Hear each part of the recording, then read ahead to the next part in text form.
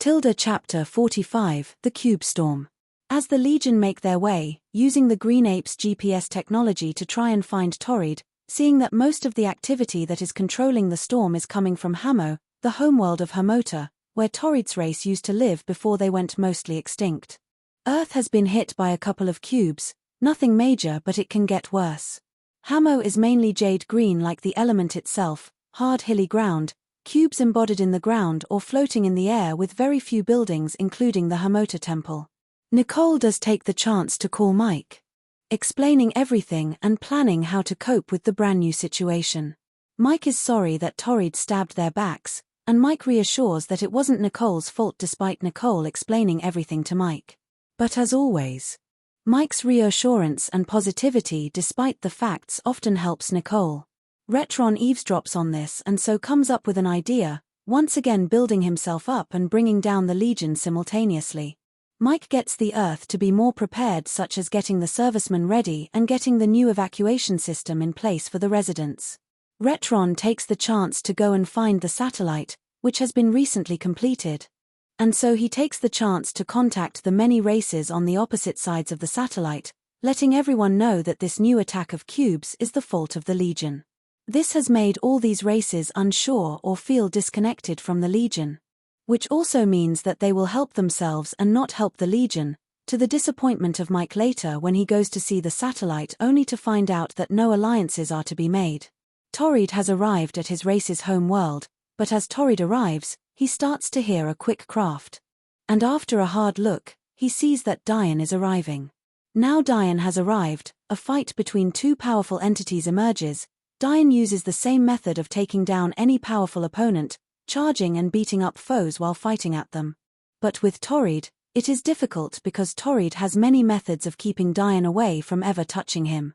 Torrid may have an extremely hard body but healing would take too long, and so Torrid keeps throwing blocks at Diane. But Torrid uses more of his thoughts by making some of his cubes into edgy balls made up of netro, which can dent Diane badly. Torrid does have a cool idea once he cracks Diane in any way. He is aiming to hack into Diane to make Diane a hostile ally, so he can fight the Legion if the Legion ever makes it to Torrid's planet. Diane can somewhat guess that this is Torrid's intention as Torrid is more of a cunning fighter than a brawler.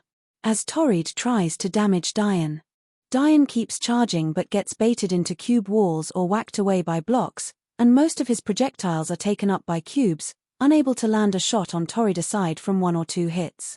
Even Torrid attempts to manipulate Diane in certain ways such as jarring Diane's flight tech from the inside, making Diane less fast and less able to fly, making Diane worried. Eventually, Diane ends up getting cracked in the head by multiple blows from Torrid's extra hard blocks as well, and Diane gets wrapped in cubes as well, making Diane break out. But some cubes start to enter Diane, trying to edit Diane's computer-like mind.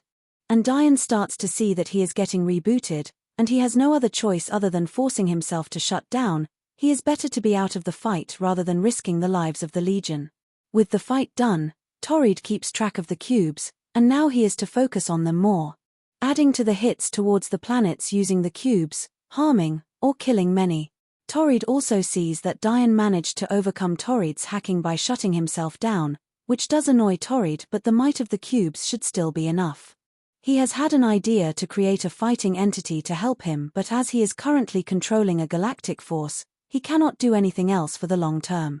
Trying to multitask many long-term tasks at once with a superpower is enough to take the life of the power's user. It was the same with Ozona. Anyhow, he does get to sit in peace with Hamota safe in the temple of the planet. By sitting close to the temple, he can access its secrets without hurting himself, and practicing this for the past 100 years. The Legion is starting to arrive on this planet, finding it using the Green Ape's GPS technology, but they would need to fly through a whole heap of cubes first. This makes the Legion play a dodging game, and a hard one at that. Zami and Opusnost, being experienced pilots, can overcome this well enough thanks to their prior experiences. But Nicole and Pod have been struggling at a point where while Zami and Opusnost manage to stick to going downwards, Nicole and Pod end up going in the wrong directions to avoid certain cubes, some which are zooming towards the Legion, and others which move aimlessly like asteroids in space. This is where Zami has an idea. To maintain the progress and help the others, he forms a new top turret on top of the Automaton using his cube abilities, forming a turret which creates a massive set of lightning bolts that either destroys the cubes or move them aside. This does help both Nicole and Pod not escape from the cubes but help them make their way down to the planet. During this trip, all 4 ships have been firing at some of the cubes to use the machine guns of the spaceships to protect themselves or others. So far, it has been okay, except for Pod's ship has been hit by one of the cubes, causing his windscreen to start cracking, and Arvin is in there too. This makes them all worry, and thanks to Zami keeping tabs on all the ships. Zami finds out that without getting to the planet in time or trying to repair it using his cube abilities, the windscreen will crack and the Legion will end up losing 2 members. Zami zooms up to get closer to Pod, and Opusnost then instructs them to keep the path clear for all the crafts. While Pod sees Zami coming to Pod and Arvin are keen to go fast and straight on, adding more pressure for Opusnost, and even Nicole joins Opusnost to keep the path straight for Pod and Arvin. Pod and Arvin are at top speed. Zami is now following Pod and Arvin, trying to catch up. And even Zami uses his cube abilities to edit the engines to make the Automaton go faster so he can see the cracking windscreen, which is halfway from breaking. With Zami now in line with the starburst ring, Zami reaches out to try and repair the windscreen but is struggling because both the Automaton and starburst ring have to move from place to place, making it harder for Zami at a point where he might not be able to have the time or focus to repair it at all. The clock is now ticking, and the windscreen is nearly broken. There is a cube ahead that Pod, Arvin, and Zami might crash into. So to prevent this crash, Nicole and Opusnost fire at this cube at the same time, pushing it out the way, and now the Automaton and the starburst ring have reached the atmosphere as the windscreen breaks, no exposure to space, and with Nicole and Opusnost following close nearby. Despite the challenge, the Legion eventually makes it to the planet. The crafts land on the planet, everyone exits the crafts, and everyone is glad to make it, but now the hardest part is about to begin, so Nicole devises another plan. However, they see that Diane has been thrown aside and shut down. They thought about getting a star, but the planet's atmosphere would be extra hard to fly up considering how hard it was to enter the planet, and they cannot risk losing any more numbers. Zami analyzes Diane and sees that he is not damaged, only shut down. Something which the star wouldn't have helped. Zami wonders how his cubes could help, but he is still figuring out how they work, making yet another option that's out, but it is a time-sensitive situation. They must get going and stop Torrid regardless. The plan is thought out by Nicole as they hide while looking at their next battleground. Her motor itself is within the main building of the planet where Torrid is kneeling nearby. Zami is to try and edit the element to try and slow down all of Torrid's activities. Pod and Opusnost are to be up close to Torrid while Nicole is long range and Arvin to assist in any spare situation. But first, Torrid needs to be distracted to enter the building, and all are to keep an open mind that plans might change over time depending on what might happen. If Zami needs to enter the building, an ambush needs to be performed. Now, the Legion sees Torrid, sitting on his own. Nicole aims for Torrid, Pod, Arvin and Opusnost to have their areas of cover ready to move when Nicole says go, and Zami is already sneaking inside the temple. Once go is said, Nicole fires her guns at Torrid, to which Torrid reacts quickly by using cubes to defend him, and then he sees Pod, Arvin and Opusnost running at him from different directions. Torrid then circles himself with cubes to make it harder for the Legion to get to Torrid. Pod manages to get through first and attempts to swing at Torrid using the trident while using ice to form shards which were about to jab Torrid, until Torrid not only uses cubes to keep those shards away from them, even Torrid forms a cube like a hand to grab the trident. Then he uses a bigger cube to shoot Pod away, and Torrid can multitask with fighting the Legion as well as tracking the cubes scattered all over the universe. As Arvin gets deep into the action, he looks at Zami, a look to suggest that the changes towards Zami will help this battle. A sense of acceptance which Zami appreciates even if they won't be fighting side by side. In the fight itself, Arvin enhances the claws to stab Torrid at his side, only to find out that Torrid's skin is too tough for them. So Torrid tries to clamp Arvin via 2 cubes to crush him. But Arvin manages to use his power to keep himself tough, only for Opusnost to attempt to slash at Torrid. Torrid then throw Arvin aside too, and counters every slash from Opusnost using his cubes which are being generated on the dime, making Opusnost unable to slash at Torrid himself. Even Opusnost is having to avoid and slash away blades which Torrid had to take the time to form before throwing them all at Opusnost. Opusnost does use his temporary invincibility to take the strong force of the blades without being stabbed too. Nicole throughout the fight tries to keep firing at Torrid, but the cubes are too good at taking the lasers away from Torrid. This gets to a point where the cubes end up coming closer to Nicole, and now she has to run with her shield to avoid the incoming cubes. The cube storm is a force that has never been as big since the elemental wave, but thankfully less destructive. Torrid hammers his cubes towards nearly all the planets, aiming for planets like Nahashtu, the Titanran's world, and even Earth. Those from Nahashtu are scared, running about, wondering if they will be saved either in person or if this whole event will stop eventually. But well-built planets like Nahashtu have buildings that crumble and roads that crack, and many cubes going all over the place make the whole situation out of control. Carpo and Vondur have returned to their world way after seeing the Legion. They are doing all they can to counter the storm. Some races have enough abilities and resources to prevent the storm from going haywire. This is where the Titanrans use vegetation and shelter to protect the more defenseless Titanrans, while the rest use their bodily strength or their chronokinesis to use vegetation to move many of the cubes aside or slow them down in various ways. Finally, the Earth is in between, taking a lot of destruction. A lot of injuries are happening, and the servicemen have to do their best to destroy any incoming cubes or try and help the people evacuate to some nearby safety shelters which have been recently made due to having threatened Earth has been recently, but no Legion means more of a disadvantage. On most planets, the races are not only suffering these effects, but the released information about the whole attack being the Legion's fault is starting to kick in as the situation is hard to control and stop. The Legion will be letting many down, and their faith in the Legion has faltered. It would take a lot to put the Legion back on top again. Later Torrid manages to spot Zami, who is about to enter the temple. Zami attempts to zap Torrid to diminish most of his cubes, and even Zami forms his cubes to tie Torrid together to prevent any more cube abilities. But it isn't just about the body movements, it is about the mind, and Torrid forms all sorts of cube-like chains to try and tangle up Zami himself. This potentially twists him, but Opusnost jumps on top of Torrid to get him, and even Nicole with fewer cubes coming at her keeps firing her gun at Torrid, beaming towards a certain spot for a long time, making Torrid's skin crack. So the main method to take down Torrid is to consistently get to him, if not something powerful to get rid of him overall, to vaporize him pretty much. Nicole then contacts Zami. Once Nicole fires at the cube chain which was tangling up Zami, Nicole reminds Zami of his task: to try and hack into her motor itself and let them all do the attacking. Zami agrees with this after getting spooked by Torrid, and so Zami enters the temple while the others manage to distract Torrid, now that Arvin is projecting his life force energy towards Torrid. Pod also performing a flamethrower attack to try and roast Torrid once Opusnost gets kicked off again by another set of cubes. Zami is now in the temple, even covering the entrance of the temple using his cubes, and so Zami sees her motor itself, made up of multiple cubes all spinning around at once.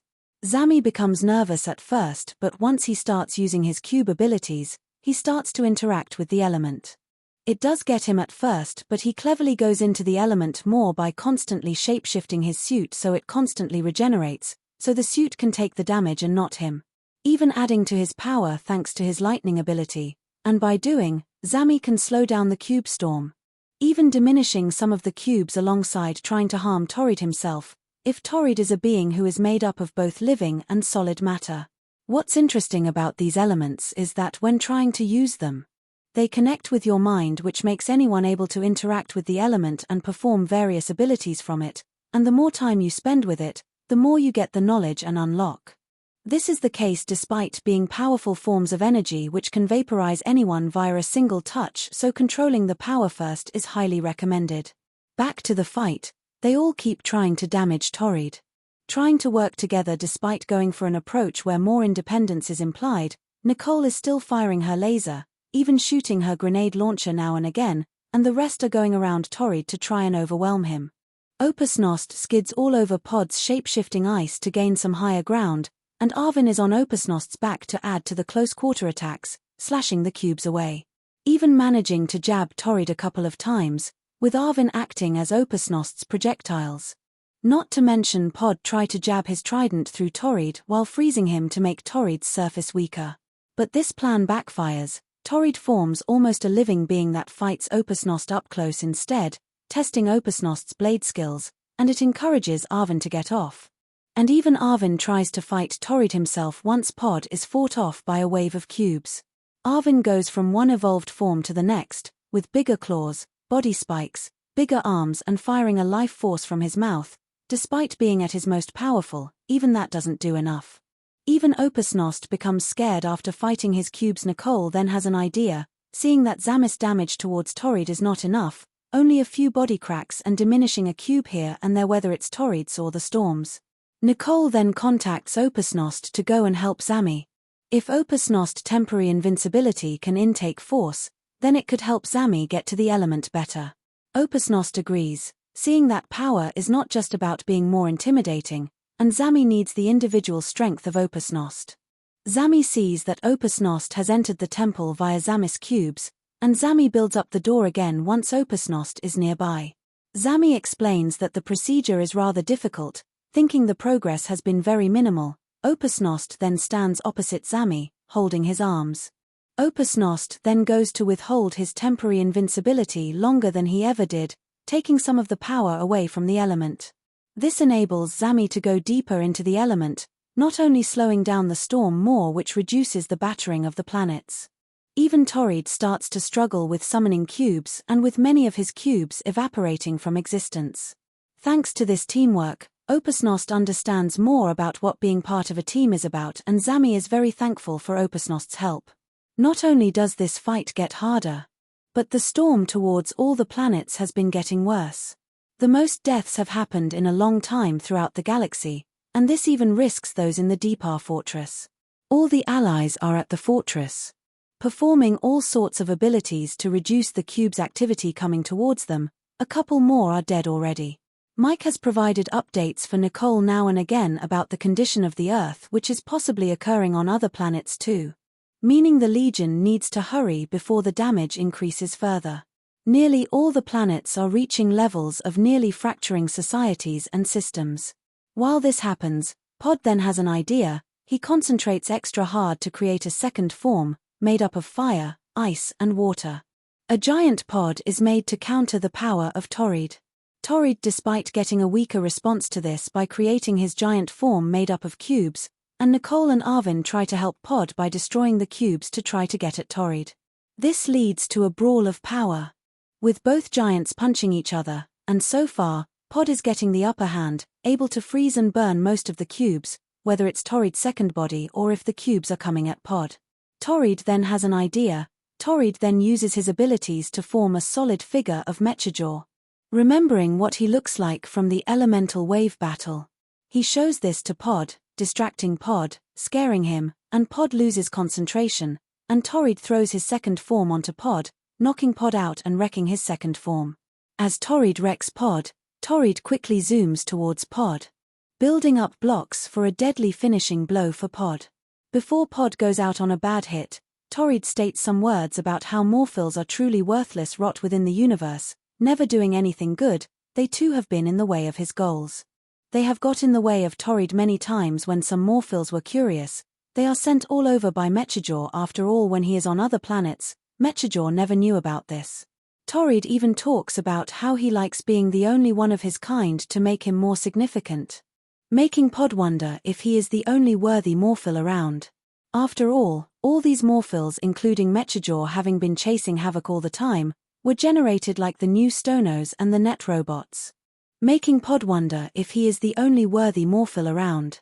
After all these Morphils, including Mechajaw having been chasing Havoc all the time, were generated like the new Stonos and the Net robots.